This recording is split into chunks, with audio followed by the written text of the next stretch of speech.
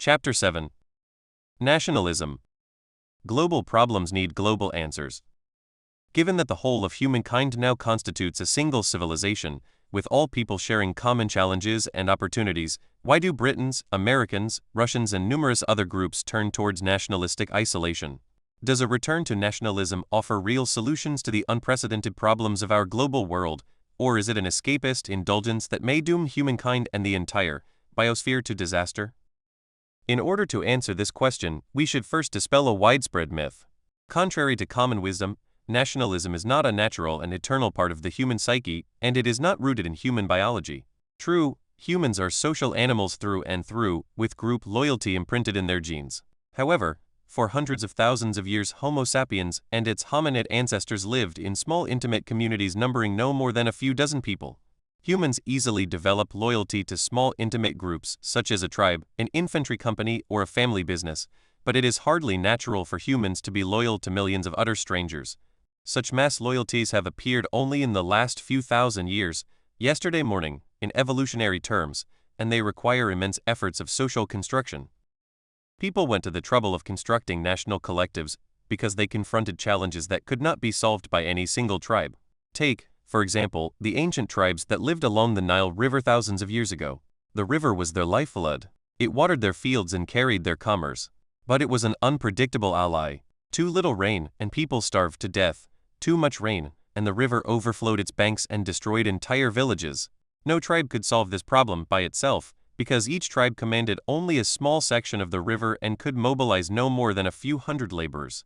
Only a common effort to build huge dams and dig hundreds of kilometers of canals could hope to restrain and harness the mighty river. This was one of the reasons why the tribes gradually coalesced into a single nation that had the power to build dams and canals, regulate the flow of the river, build grain reserves for lean years, and establish a countrywide system of transport and communication. Despite such advantages, transforming tribes and clans into a single nation was never easy, either in ancient times or today. To realize how difficult it is to identify with such a nation, you just need to ask yourself, do I know these people? I can name my 2 sisters and 11 cousins and spend a whole day talking about their personalities, quirks, and relationships. I cannot name the 8 million people who share my Israeli citizenship. I have never met most of them, and I am very unlikely ever to meet them in the future. My ability to nevertheless feel loyal to this nebulous mass is not a legacy from my hunter-gatherer ancestors, but a miracle of recent history. A Martian biologist familiar only with the anatomy and evolution of Homo sapiens could never guess that these apes are capable of developing communal bonds with millions of strangers. In order to convince me to be loyal to Israel and its 8 million inhabitants, the Zionist movement and the Israeli state had to create a mammoth apparatus of education, propaganda, and flag-waving, as well as national systems of security, health, and welfare. That does not mean there is anything wrong with national bonds. Huge systems cannot function without mass loyalties, and expanding the circle of human empathy certainly has its merits. The milder forms of patriotism have been among the most benevolent of human creations. Believing that my nation is unique, that it deserves my allegiance, and that I have special obligations towards its members inspires me to care about others and make sacrifices on their behalf. It is a dangerous mistake to imagine that without nationalism we would all be living in a liberal paradise. More likely, we would be living in tribal chaos. Peaceful, prosperous and liberal countries such as Sweden, Germany and Switzerland all enjoy a strong sense of nationalism. The list of countries lacking robust national bonds includes Afghanistan, Somalia, Congo, and most other failed states. The problem starts when benign patriotism morphs into chauvinistic ultranationalism. Instead of believing that my nation is unique, which is true of all nations, I might begin feeling that my nation is supreme, that I owe it my entire loyalty, and that I have no significant obligations to anyone else. This is fertile ground for violent conflicts. For generations, the most basic criticism of nationalism was that it led to war. Yet the link between nationalism and violence hardly curbed nationalist excesses, particularly as each nation justified its own military expansion by the need to protect itself against the machinations of its neighbors. As long as the nation provided most of its citizens with unprecedented levels of security and prosperity, they were willing to pay the price in blood. In the 19th century and early 20th century, the nationalist deal still looked very attractive.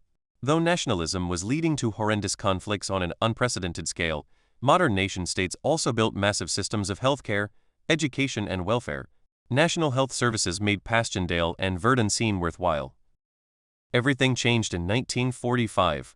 The invention of nuclear weapons sharply tilted the balance of the nationalist deal. After Hiroshima, people no longer feared that nationalism would lead to mere war, they began fearing it would lead to nuclear war. Total annihilation has a way of sharpening people's minds, and thanks in no small measure to the atom bomb, the impossible happened and the nationalist genie was squeezed at least halfway back into its bottle. Just as the ancient villagers of the Nile Basin redirected some of their loyalty from local clans to a much bigger kingdom that was able to restrain the dangerous river, so in the nuclear age a global community gradually developed over and above the various nations, because only such a community could restrain the nuclear demon. In the 1964 U.S. presidential campaign, Lyndon B. Johnson aired the famous Daisy advertisement, one of the most successful pieces of propaganda in the annals of television. The advertisement opens with a little girl picking and counting the petals of a daisy, but when she reaches 10, a metallic male voice takes over, counting back from 10 to 0 as in a missile countdown. Upon reaching 0, the bright flash of a nuclear explosion fills the screen, and candidate Johnson addresses the American public and says, "These are the stakes. To make a world in which all of God's children can live, or to go into the dark, we must either love each other or we must die." We tend to associate the "make love, not war" slogan with the late 1960s counterculture, but in fact, already in 1964 it was accepted wisdom even among hard-nosed politicians such as Johnson. Consequently, during the Cold War, nationalism took a backseat to a more global approach to international politics, and when the Cold War ended, globalization seemed to be the irresistible wave of the future. It was expected that humankind would leave nationalistic politics completely behind, as a relic of more primitive times that might appeal at most to the ill-informed inhabitants of a few underdeveloped countries. Events in recent years proved, however, that nationalism still has a powerful hold even on the citizens of Europe and the USA, not to mention Russia, India, and China. Alienated by the impersonal forces of global capitalism, and fearing for the fate of national systems of health, education, and welfare, people all over the world seek reassurance and meaning in the bosom of the nation. Yet the question raised by Johnson in the Daisy advertisement is even more pertinent today than it was in 1964. Will we make a world in which all humans can live together, or will we all go into the dark? Do Donald Trump, Theresa May, Vladimir Putin, Narendra Modi, and their colleagues save the world by fanning our national sentiments? Or is the current nationalist spate a form of escapism from the intractable global problems we face? The nuclear challenge. Let's start with humankind's familiar nemesis, nuclear war. When the Daisy advertisement aired in 1964, 2 years after the Cuban Missile Crisis, nuclear annihilation was a palpable threat.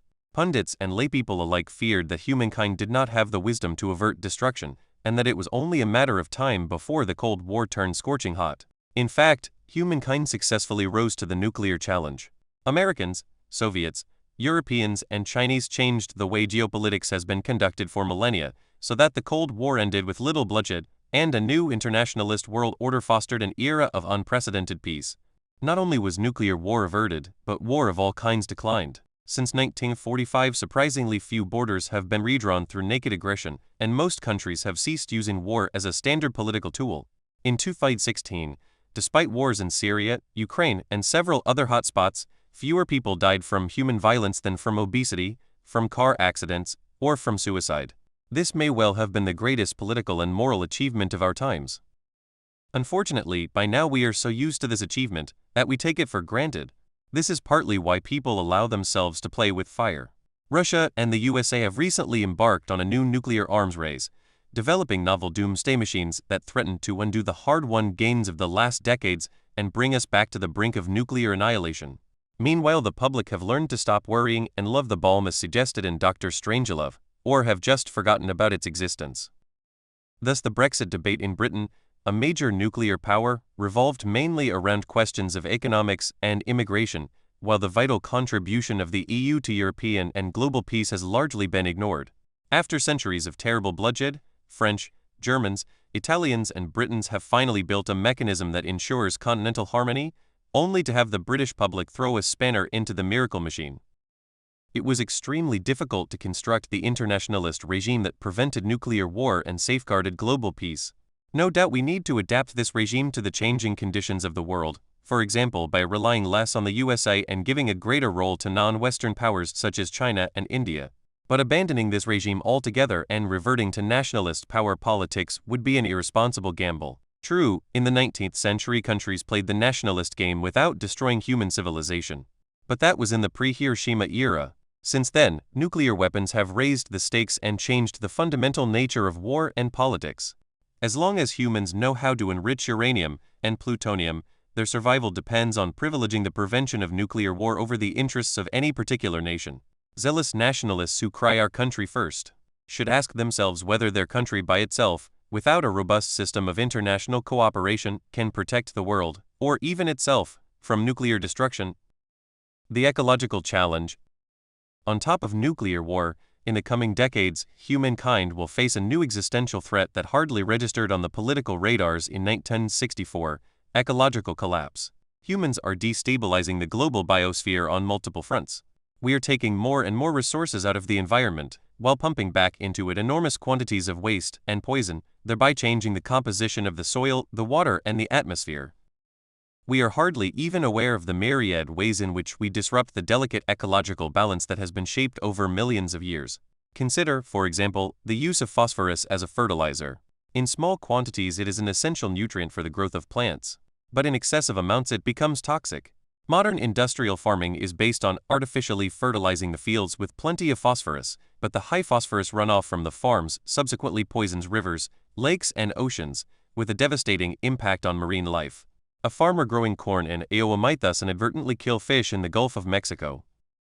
As a result of such activities, habitats are degraded, animals and plants are becoming extinct, and entire ecosystems such as the Australian Great Barrier Reef and the Amazon rainforest might be destroyed.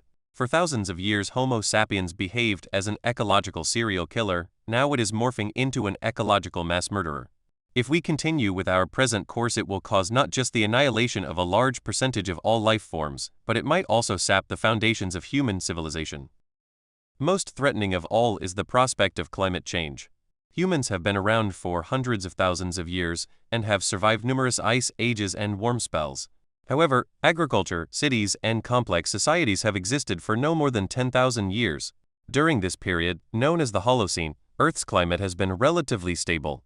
Any deviation from Holocene standards will present human societies with enormous challenges they never encountered before. It will be like conducting an open-ended experiment on billions of human guinea pigs. Even if human civilization eventually adapts to the new conditions, who knows how many victims might perish in the process of adaptation. This terrifying experiment has already been set in motion. Unlike nuclear war, which is a future potential, climate change is a present reality. There is a scientific consensus that human activities, in particular the emission of greenhouse gases such as carbon dioxide, are causing the Earth's climate to change at a frightening rate. Nobody knows exactly how much carbon dioxide we can continue to pump into the atmosphere without triggering an irreversible cataclysm. But our best scientific estimates indicate that unless we dramatically cut the emission of greenhouse gases in the next 20 years, average global temperatures will increase by more than 2 degrees C, resulting in expanding deserts, disappearing ice caps, rising oceans, and more frequent extreme weather events such as hurricanes and typhoons. These changes in turn will disrupt agricultural production, inundate cities, make much of the world uninhabitable, and send hundreds of millions of refugees in search of new homes. Moreover, we are rapidly approaching a number of tipping points, beyond which even a dramatic drop in greenhouse gas emissions will not be enough to reverse the trend and avoid a worldwide tragedy. For example, as global warming melts the polar ice sheets, less sunlight is reflected back from planet Earth to outer space. This means that the planet absorbs more heat, temperatures rise even higher, and the ice melts even faster.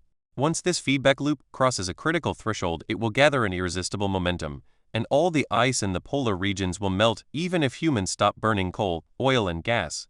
Hence, it is not enough that we recognize the danger we face. It is critical that we actually do something about it now.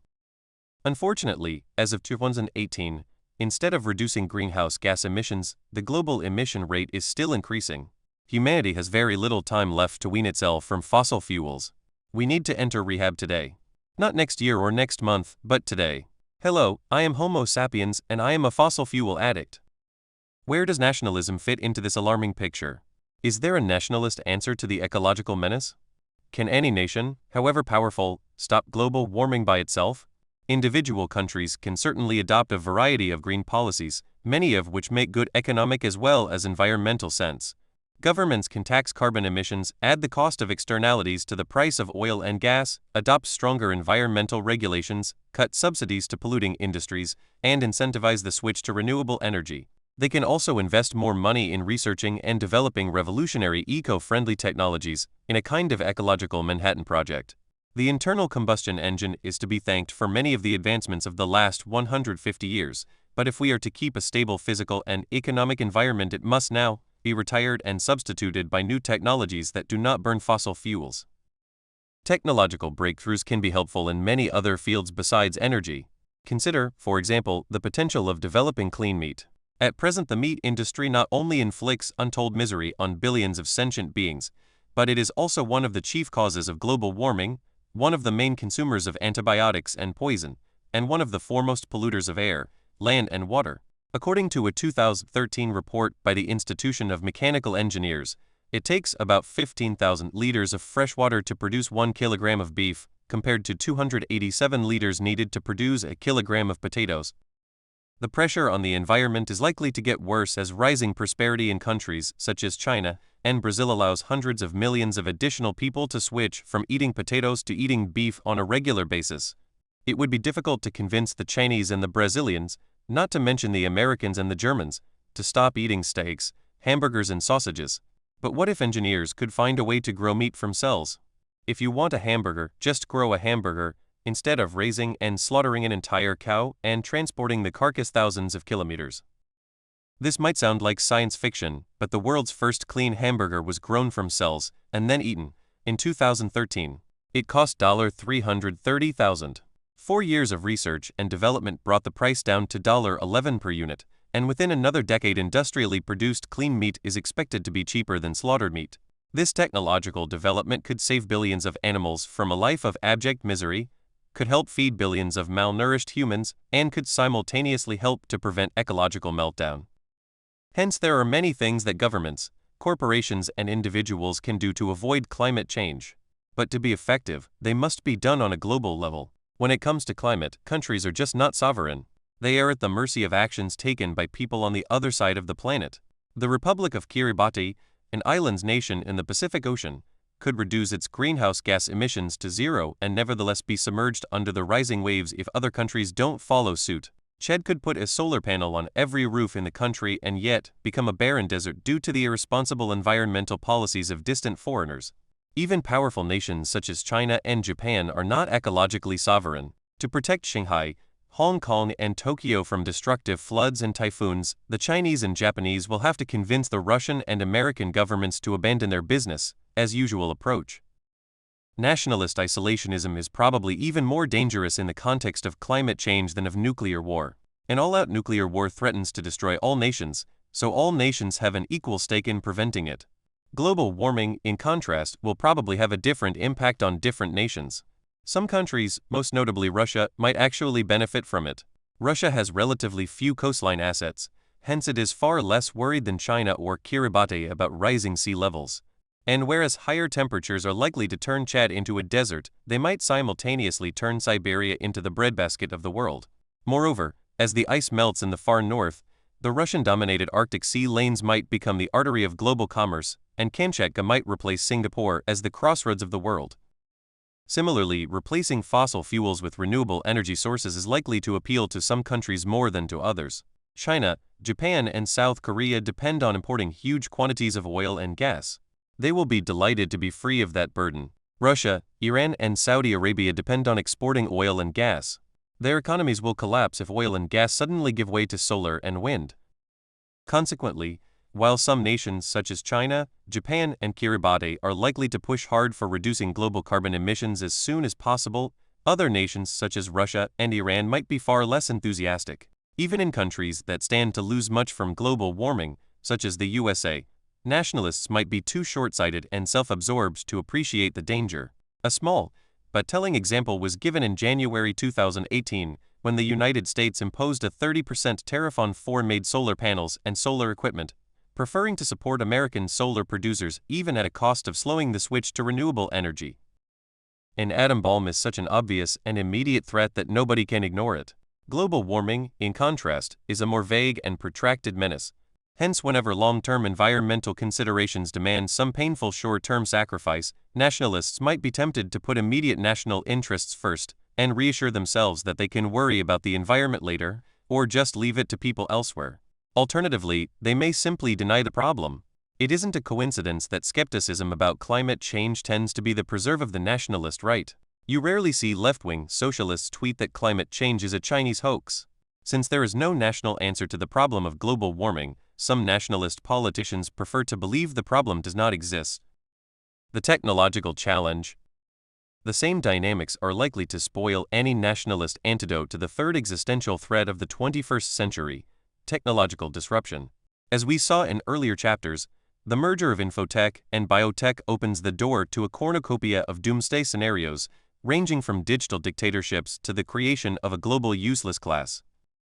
What is the nationalist answer to these menaces? There is no nationalist answer. As in the case of climate change, so also with technological disruption, the nation-state is simply the wrong framework to address the threat. Since research and development are not the monopoly of any one country, even a superpower like the USA cannot restrict them by itself. If the US government forbids genetically engineering human embryos, this doesn't prevent Chinese scientists from doing so. And if the resulting developments confer on China some crucial economic or military advantage, the USA will be tempted to break its own ban. Particularly in a xenophobic dog-eat-dog world, if even a single country chooses to pursue a high-risk, high-gain technological path, other countries will be forced to do the same because nobody can afford to remain behind. In order to avoid such a race to the bottom, humankind will probably need some kind of global identity and loyalty. Moreover, whereas nuclear war and climate change threaten only the physical survival of humankind, disruptive technologies might change the very nature of humanity, and are therefore entangled with humans' deepest ethical and religious beliefs. While everyone agrees that we should avoid nuclear war and ecological meltdown, people have widely different opinions about using bioengineering and AI to upgrade humans and to create new life forms. If humankind fails to devise and administer globally accepted ethical guidelines, it will be open season for Dr. Frankenstein. When it comes to formulating such ethical guidelines, nationalism suffers above all from a failure of the imagination. Nationalists think in terms of territorial conflicts lasting centuries, while the technological revolutions of the 21st century should really be understood in cosmic terms. After 4 billion years of organic life evolving by natural selection, science is ushering in the era of inorganic life shaped by intelligent design. In the process, Homo sapiens itself will likely disappear. Today we are still apes of the hominid family. We still share with Neanderthals and chimpanzees most of our bodily structures, physical abilities and mental faculties. Not only are our hands, eyes and brains distinctly hominid, but so are our lust, our love, anger and social bonds. Within a century or two, the combination of biotechnology and AI might result in bodily, physical and mental traits that completely break free of the hominid mold. Some believe that consciousness might even be severed from any organic structure and could surf cyberspace free of all biological and physical constraints. On the other hand, we might witness the complete decoupling of intelligence from consciousness, and the development of AI might result in a world dominated by superintelligent but completely non-conscious entities. What has Israeli, Russian or French nationalism got to say about this? In order to make wise choices about the future of life, we need to go way beyond the nationalist viewpoint and look at things from a global or even a cosmic perspective. Spaceship Earth. Each of these three problems, nuclear war, ecological collapse and technological disruption, is enough to threaten the future of human civilization. But taken together, they add up to an unprecedented existential crisis, especially because they are likely to reinforce and compound one another. For example, although the ecological crisis threatens the survival of human civilization as we have known it, it is unlikely to stop the development of AI and bioengineering. If you are counting on rising oceans, dwindling food supplies and mass migrations to divert our attention from algorithms and genes, think again. As the ecological crisis deepens, the development of high-risk, high-gain technologies will probably only accelerate. Indeed, climate change may well come to perform the same function as the two world wars, between 1914 and 1918, and again between 1939 and 1945, the pace of technological development skyrocketed because nations engaged in total war threw caution and economy to the wind and invested immense resources in all kinds of audacious and fantastic projects. Many of these projects failed, but some produced tanks, radar, poison gas, supersonic jets, intercontinental missiles, and nuclear bombs. Similarly, nations facing a climate cataclysm might be tempted to invest their hopes in desperate technological gambles. Humankind has a lot of justifiable concerns about AI and bioengineering, but in times of crisis people do risky things. Whatever you think about regulating disruptive technologies, ask yourself whether these regulations are likely to hold even if climate change causes global food shortages, floods cities all over the world, and sends hundreds of millions of refugees across borders. In turn, technological disruptions might increase the danger of apocalyptic wars, not just by increasing global tensions, but also by destabilizing the nuclear balance of power. Since the 1950s, superpowers avoided conflicts with one another because they all knew that war meant mutually assured destruction. But as new kinds of offensive and defensive weapons appear, a rising technological superpower might conclude that it can destroy its enemies with impunity. Conversely, a declining power might fear that its traditional nuclear weapons might soon become obsolete, and that it had better use them before it loses them.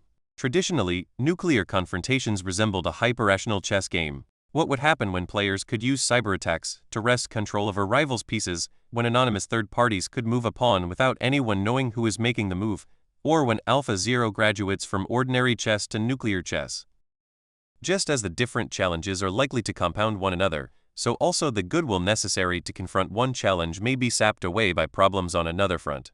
Countries locked in armed competition are unlikely to agree on restricting the development of AI, and countries striving to outstrip the technological achievements of their rivals will find it very difficult to agree on a common plan to stop climate change. As long as the world remains divided into rival nations, it will be very hard to simultaneously overcome all three challenges, and failure on even a single front might prove catastrophic. To conclude, the nationalist wave sweeping over the world cannot turn the clock back to 1939 or 1914. Technology has changed everything by creating a set of global existential threats that no nation can solve on its own. A common enemy is the best catalyst for forging a common identity, and humankind now has at least three such enemies: nuclear war, climate change, and technological disruption. If despite these common threats humans choose to privilege their particular national loyalties above everything else, the results may be far worse than in 1914 and 1939.